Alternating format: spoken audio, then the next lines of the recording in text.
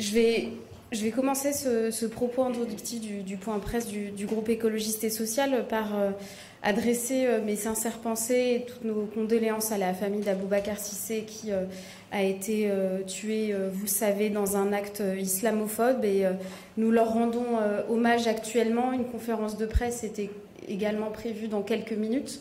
Et c'est à l'initiative de notre collègue Sabrina Sebahi qui a organisé cet hommage national, en tout cas essayer de pouvoir le faire en mobilisant l'ensemble des parlementaires du champ républicain qui ont bien voulu se rendre présents. Et voilà, je reviens de cet échange avec cette famille extrêmement émue par les propos qu'ils nous ont dit. Aboubacar, il est venu en France pas pour être assassiné, mais pour vivre.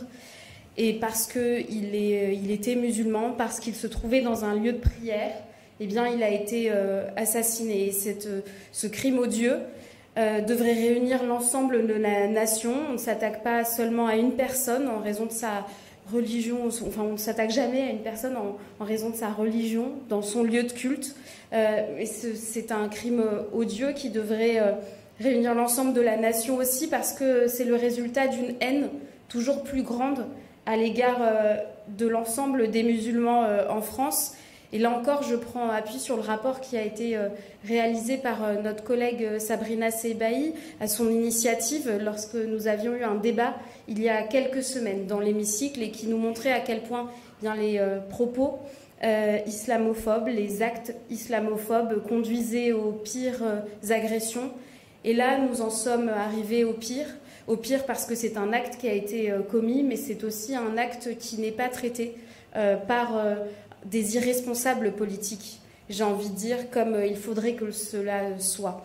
Quand on en vient à mourir parce qu'on est noir, juif, musulman en France, c'est en réalité toute la République qui est attaquée, et ça devrait appeler l'ensemble de l'humanité, de la classe politique. Et je crois que l'humanité n'a pas été celle du ministre de l'Intérieur qui a mis plus de 48 heures pour réagir, qui a mis plus de 2 jours pour se rendre sur place, sans rencontrer les fidèles de la mosquée qui avaient été ciblés par cet assassin, qui n'a pas voulu rencontrer la famille également, et que nous recevons actuellement à l'Assemblée nationale. Moi, j'avais entendu son humanité lorsqu'il y a eu un effroyable attentat à Saint-Étienne-du-Rouvray. J'avais entendu son humanité. Et je pensais qu'il était capable d'une compassion à égale valeur pour l'ensemble des compatriotes qui peuvent être attaqués. Mais il y a une différence manifeste qui a été faite. Et je me demande la raison de cette différence. Alors aujourd'hui, nos compatriotes musulmans ont peur. Ils sont en colère. Je l'ai entendu, j'ai échangé avec des recteurs de mosquées également qui nous disent à quel point il y a une colère et une tristesse profonde dans le pays. Et notre responsabilité, notre humanité, c'est de les écouter avec dignité. C'est de leur apporter la protection et la sécurité dont la République s'honore à garantir chaque citoyenne et chaque citoyen, peu importe la couleur de peau, peu importe sa religion. Je vous remercie.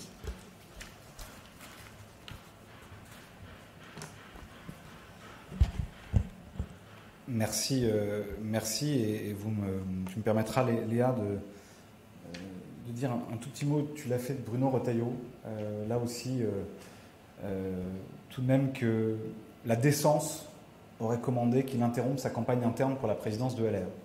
Mais peut-être que la vie d'un compatriote musulman assassiné sauvagement dans son lieu de culte vaut moins que les quelques applaudissements d'une base militante radicalisée par des discours zémoristes ou au cri de « abat le voile » dans des meetings internes à LR. Tout ça n'est pas glorieux, et moi je suis très fier d'appartenir à un groupe, à un collectif politique qui organise ici une forme de résistance morale à cette ère du temps, à cette poussée islamophobe. Et j'ai en mémoire à la fois l'excellent discours qui avait été le tien, Léa, et celui de Sabrina Sebahi il y a quelques semaines, que nous avions porté ce combat, et nous continuerons à les porter. Ce qui a retenu aussi notre attention dans l'actualité cette semaine, c'est évidemment les nouvelles révélations de mensonges de François Bayrou sur l'affaire Betterham. J'allais dire, malheureusement, on est en train de s'habituer, puisque semaine après semaine, le Premier ministre est contredit, parfois se contredit lui-même. Là, il a été contredit par sa propre fille, qui nous indique qu'il a eu, contrairement à ce qu'il avait indiqué, un échange sur l'affaire du père Caricart avec le juge Mirande.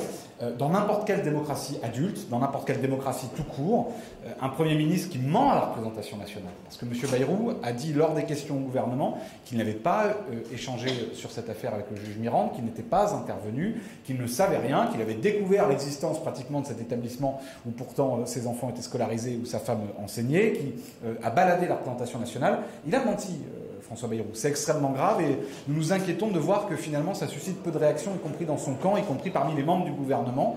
Comment les Français pourraient-ils faire confiance à quelqu'un qui ment à la représentation nationale? Et puis un autre élément que nous voulions voir avec vous, évidemment, avant de répondre à toutes vos questions, c'est l'annonce de saignée budgétaire, de tour de vis, qui va frapper le pays, et les annonces du gouvernement, là aussi, dans la période.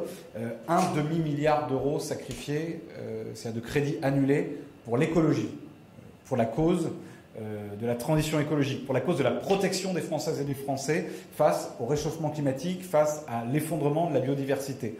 Je le dis en pesant mes mots, c'est criminel.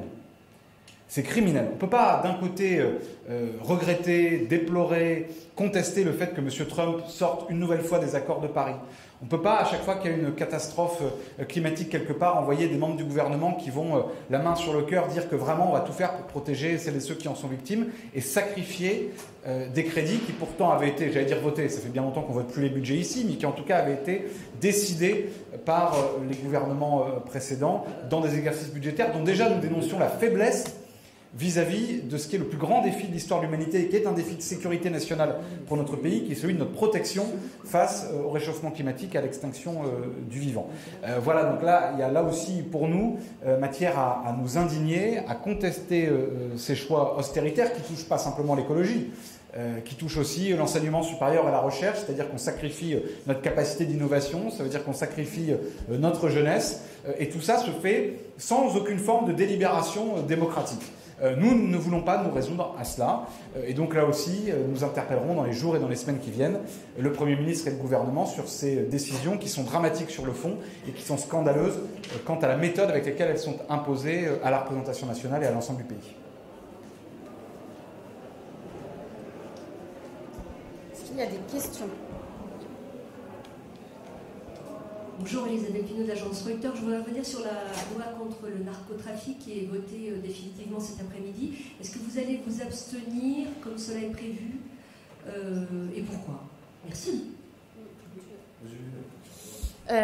Alors, vous avez sûrement suivi également le vote des écologistes au Sénat qui se sont abstenus suite au texte et nous allons continuer à nous abstenir parce qu'en réalité, si cette loi comporte un certain nombre de sujets qui sont importants pour aller chercher ce qu'on appelle le haut du panier, en réalité, il y a aussi beaucoup de choses qu'elle contient qui vont à l'encontre de ce que nous pensons être l'état de droit.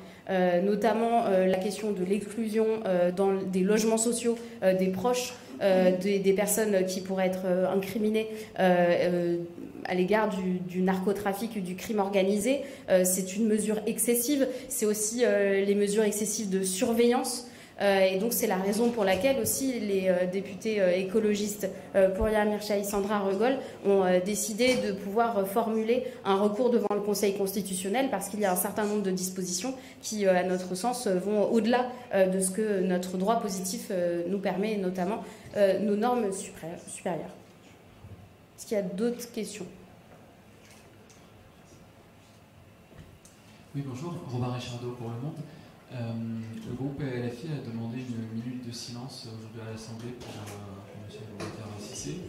Quelle est votre position là-dessus, groupe écologiste ?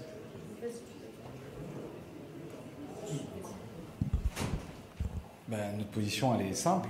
Comme l'a exprimé Léa il y a un instant, au regard de ce qu'est notre émotion partagée, je crois, largement et légitimement dans le pays, compte tenu de ce qu'est la gravité de cet acte atroce, nous étions favorables à cette minute de silence, d'autant que depuis quelques mois, quelques années, il y a de nombreuses minutes de silence dans cet hémicycle, au moment des questions au gouvernement le plus souvent, quand un fait d'actualité tragique vient bouleverser le pays. Je crois qu'il aurait été un bon signal à l'égard de toutes celles et tous ceux qui aujourd'hui ont peur de se rendre dans leur lieu de culte, au regard de nos compatriotes musulmans qui sont insultés, injuriés en permanence quand l'islamophobie est devenue la ligne éditoriale des uns, la doctrine politique des autres et se répand, se déverse dans le débat public jusqu'à la saturation, jusqu'à la nausée.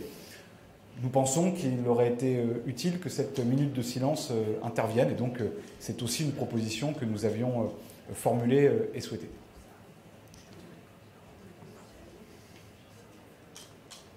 Il n'y a pas d'autres questions? C'est qu'on a été extrêmement clair et synthétique comme d'habitude. Merci beaucoup. Merci beaucoup.